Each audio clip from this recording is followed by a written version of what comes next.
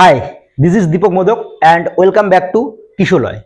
আমরা কিশোলয়ের পক্ষ থেকে সামনের যে এএনএম জিএনএম 2026-এর যে এন্ট্রান্স এক্সামিনেশন রয়েছে সেটাকে কেন্দ্র করে সেটার উপর আমরা কি করছি, বিভিন্ন প্র্যাকটিস সেট নিয়ে আসছি। আমি দীপক স্যার ইংরেজি বিষয়ের প্র্যাকটিস সেট আজকে শুরু করছি। আমরা আজকের ক্লাসে দেখব 2021 সালের যে এএনএম জিএনএম এর যে পরীক্ষা হয়েছিল সেখানে ইংরেজির যে কোশ্চেনগুলো এসেছিল, দ্যাট মিনস ইংরেজি প্রিভিয়াস ইয়ারের যে কোশ্চেনগুলো এসেছিল সেগুলো আজকে আমরা সলভ করব। তো যারা এএনএম জিএনএম এর পরীক্ষা দিবে তোমাদের জন্য এই ভিডিওটা খুবই হেল্পফুল হতে চলছে। ফলে তোমরা সম্পূর্ণ ভিডিওটাকে না কেটে সম্পূর্ণ ভিডিওটাকে দেখো, এবং যদি ভিডিও ভালো লাগে তাহলে অবশ্যই ভিডিওটিতে লাইক করো, এবং আমাদের চ্যানেলে যদি তোমাদের সাবস্ক্রাইব করা না থাকে তাহলে এরকম ভিডিও পাওয়ার জন্য অবশ্যই চ্যানেলটিকে সাবস্ক্রাইব করো। চলো আমরা শুরু করে দিই আজকের প্রথম প্র্যাকটিস সেট। তো চলো দেখি 2021 সালে প্রথম কি কোশ্চেন এসেছে ইংরেজি থেকে। দেখো, choose the word which has nearly the same meaning as obligatory. That means এটা সিনোনিম থেকে কোশ্চেন জিজ্ঞেস করেছে। এই যে অব্লিগেটরি যে শব্দটা রয়েছে তার সিনোনিম কি, মানে সমার্থক শব্দ কি। তো এরকম কোশ্চেন তোমাদের পরীক্ষায় আসবে। Synonym, antonym, one word substitution, idiom phrase, এই সব কিছুই আসবে। তো চলো আমরা দেখি অব্লিগেটরি এটার মানে কি। এটার মানে হচ্ছে বাধ্যতা। এটার মানে হচ্ছে, বাংলা মানে যদি আমি বলি, এটার মানে হচ্ছে বাধ্যতা। ঠিক আছে, তো এখানে কোন শব্দটার মানে অব্লিগেটরি, সিনোনিম কোনটা? স্টাববর্ন। স্টাববর্ন মানে হচ্ছে অব্লিগেটরি। তো অব্লিগেটরির অর্থ কি হয়ে গেল? স্টাববর্ন। বাকি ইউজফুল মানে কি? ইউজফুল মানে হচ্ছে উপকারী। ইউজফুল কথাটার মানে কি? এটার মানে হচ্ছে উপকারী। অ্যান্ড রিকোয়ার্ড মানে কি? প্রয়োজনীয়। রিকোয়ার্ড মানে কি? প্রয়োজনীয়। অ্যান্ড এগ্রিবেল মানে কি? তোমার সঙ্গে কেউ একজন কোনো বিষয়ে এগ্রিড করছে, দ্যাট মিনস যে বিষয়ে যে এগ্রি করছে তাকে কি বলবো আমরা? এগ্রিবেল বলবো। ক্লিয়ার হয়ে গেছে, বোঝা হয়ে গেছে আশা করি। তো চলো দেখি নেক্সট কি কোশ্চেন রয়েছে। নেক্সট যেটা কোশ্চেন রয়েছে, choose the word which is opposite in meaning fickle. আমি বললাম যে synonym, antonym, one word substitution and idiom phrase এখান থেকে কিন্তু পরীক্ষা আসবে। ফলে তোমাদের সিনোনিম, অ্যান্টোনিম এবং ইডিয়ম ফ্রেজ যেগুলো রয়েছে সেগুলো মুখস্থ করতে হবে। যেহেতু হাতে খুব শর্ট সময়, তাই আমরা রুট ওয়ার্ড ধরে ধরে মুখস্থ করব না।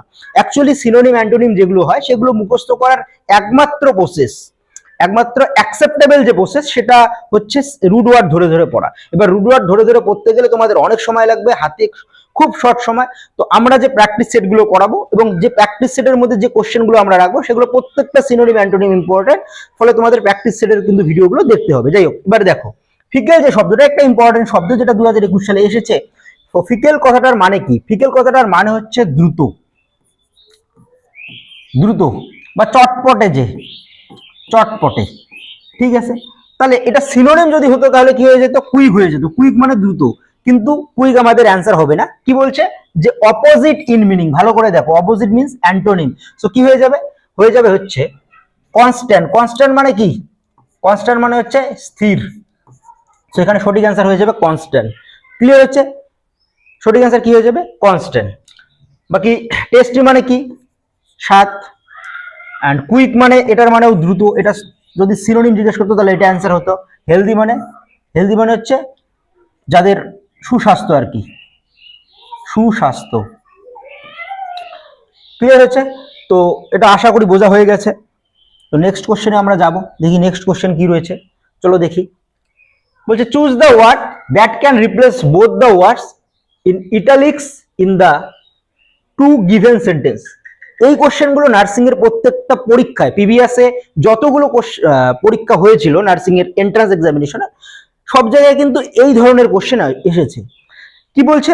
যে দুটো সেন্টেন্স দেওয়া থাকে, দুটো সেন্টেন্সের মধ্যে দুটো ইটালিক ফর্মে ওয়ার্ড দেওয়া থাকে। এখানে যেমন ভয়েড দেওয়া রয়েছে, এখানে কি রয়েছে? সিকলি বলে কথাটা রয়েছে। এই যে কি বললাম, যে এই যে দুটো সেন্টেন্স দুটোর মধ্যে যেগুলো ইটালিক ফর্মে রয়েছে, তো এই দুটোর জন্য আমাদের একটা নতুন ওয়ার্ড আনতে হবে। দুটোর ক্ষেত্রেই সেম ওয়ার্ড হবে, এটার ক্ষেত্রেও যে ওয়ার্ড বসবে এটার ক্ষেত্রেও সেম ওয়ার্ডই বসবে, এবং দুটোর মানে ওই একটা ওয়ার্ডের মানে এই দুটো হয়ে যাবে। তার মানে কি? কোনো একটা ওয়ার্ড, যে ওয়ার্ডটার মানে একাধিক মানে রয়েছে, তো একাধিক মানের মধ্যে একটা মানে এখানে বসবে আর একটা মানে এখানে বসবে। এক নম্বর মানে এখানে বসবে, আর এক নম্বর, দু নম্বর যে মিনিং হয় সেটা এখানে বসবে। ক্লিয়ার হচ্ছে? তো এখানে এমন কোন শব্দ আছে যেটার অর্থ ভয়েড প্লাস সিকলি। তো সেটা কি অ্যান্সার হবে? এটা খুব সুন্দর একটা কোশ্চেন হয়। তো এটার মানে কি, দেখো কোন ডকুমেন্টস বলছে the document was declared void, ডকুমেন্টটা ভয়েড ডিক্লেয়ার হয়েছে। ভয়েড কথাটার মানে কি? ভয়েড মানে হচ্ছে ইনভ্যালিড ডিক্লেয়ার হয়েছে। ইনভ্যালিড দ্যাট মিনস কি বলবো আমি বাংলায় বললে, যদি বলি তাহলে ভ্যালিড মানে কি? সঠিক। আর ইনভ্যালিড মানে সঠিক নয়, বেঠিক আর কি। তো এখানে ভয়েড কথাটার মানে হচ্ছে ভেটিক, বেঠিক। এবার বেঠিকের অর্থ এখানে কোন শব্দটার মানে বেঠিক? বেঠিকের অর্থ এখানে রয়েছে ইনভ্যালিড যে কথাটা, এটার মানে হচ্ছে বেঠিক। সো এখানে ভয়েড কথাটার মানে হচ্ছে ইনভ্যালিড হয়ে গেল এক নম্বরের ক্ষেত্রে। তো দুই নম্বরের ক্ষেত্রে দেখি যে ইনভ্যালিড কথাটা এখানে প্রযোজ্য হবে কিনা। দেখো ইনভ্যালিড যে কথাটা আছে এটার একাধিক অর্থ হয়। ইনভ্যালিড, আমি যদি কোনো লিগ্যাল ডকুমেন্টের কথা বলি, ভাবি যে লিগ্যাল কনটেক্সটের কথা ভাবি, লিগ্যাল কনটেক্সট, তাহলে ডকুমেন্ট কি হয়? ডকুমেন্ট ভ্যালিড হয়, ভ্যালিড হয় এবং ইনভ্যালিড হয়। তাহলে লিগ্যাল কনটেক্সটের ক্ষেত্রে এটার মানে হচ্ছে ভয়েড, মানে ভুল বা বেঠিক। আর যদি আমি স্বাস্থ্যের কথা চিন্তা করি, যদি হেলথের কথা ভাবি, হেলথের কনটেক্সটের কথা ভাবি, হেলথ কনটেক্সটের দিক থেকে যদি কথাটা ভাবি, তাহলে এই ইনভ্যালিড কথাটার মানে হচ্ছে উইক বা দুর্বল। এবার দেখো তো সিকলি কথাটার মানে কি? সিকলি কথাটার মানে হচ্ছে দুর্বল। ফলে এখানে আমাদের ইনভ্যালিড কথাটাকে আমরা ইউজ করতে পারি। ফলে এখানে সঠিক অ্যান্সার হয়ে যাবে ইনভ্যালিড। তাহলে কি হলো? The document was declared invalid, I feel pity for the invalid person. Clear হচ্ছে? আশা করি ক্লিয়ার হয়ে গেছে। চলো নেক্সট কোশ্চেনে আমরা যাব। পরের কোশ্চেন কি রয়েছে দেখি একটু। Choose the word which can most appropriately replace the italicised words in the given sentence. তো এবার এটা কি বলা হয়? এটাকে বলা হয় ওয়ান ওয়ার্ড সাবস্টিটিউশন। তোমরা যারা নতুন কম্পিটিটিভ লাইনে এসেছো, যারা জাস্ট 12 এর পরীক্ষা দিলে, তোমরা ধীরে ধীরে বুঝতে পারবে যে কি একটা সেন্টেন্স দেওয়া থাকবে, এই সম্পূর্ণ সেন্টেন্সটাকে এক কথায় একটা ওয়ার্ডে প্রকাশ করা হয়। তো এই যে জিনিসটা, এটাকে বলা হয় OWS বলা হয়, ওয়ান ওয়ার্ড সাবস্টিটিউশন, যেটাকে আমরা বাংলা কিংবা সংস্কৃতে যাদের ছিল তারা পড়েছিলাম যে এক কথায় প্রকাশ। তো এটা কি বলছে যে primitive tales mainly compose stories of old time gods and heroes. Old time gods এবং হিরোজদের নিয়ে যে গল্প লেখা হয় সেটাকে এক কথায় কি বলা হয়? সেটাকে এক কথায় বলা হয় লিজেন্ড বলা হয়। কি বলা হয়? লিজেন্ড বলা হয়। বীরগাথা। কাদের বীরগাথা? ওল্ড টাইম গডস এবং হিরোদের যে বীরগাথা সেটাকে বলা হয় লিজেন্ড বলা হয়। বাকি অ্যালেগরি কি? অ্যালেগরি হচ্ছে এক ধরনের কবিতা, যেটাকে বলা হয় রূপক কবিতা, রূপক ধর্মী কবিতা বলা হয়। কি বলা হয়? রূপক ধর্মী কবিতা বলা হয়, রূপক ধর্মী কবিতা। তোমরা শুনেছো অ্যালেগরি। এপিক, এপিক এটাও বীর কাব্য, কিন্তু এটা হচ্ছে মহাকাব্য, এপিক। অ্যান্ড ওট, এটা এক ধরনের কবিতার প্রকার, এটা এক ধরনের কবিতা, এক প্রকারের কবিতা, এক প্রকারের কবিতা, যেখানে কি করা হয় ন্যাচারাল যে এলিমেন্ট আছে, ন্যাচারাল এলিমেন্ট, সেই ন্যাচারাল এলিমেন্টকে উদ্দেশ্য করে কবি কবিতা লেখে, ন্যাচারাল এলিমেন্টকে উদ্দেশ্য করে। তো এরকম কবি রয়েছে আমাদের ইংরেজি লিটারেচারের ক্ষেত্রে, যেমন শেলি বলো, ওয়ার্ডসওয়ার্থ বলো, এরা ওড লিখতো। তো শেলি যেমন হচ্ছে ode to the west wind, west wind হচ্ছে এক ধরনের বায়ুর নাম। তো সেই বায়ুকে উদ্দেশ্য করে তিনি একটা কবিতা লিখছেন, ওখানে ন্যাচারাল এলিমেন্ট কি ছিল? বায়ু ছিল, সেটা হচ্ছে ওড। ক্লিয়ার হচ্ছে? এটা আমরা ধীরে ধীরে পড়বো।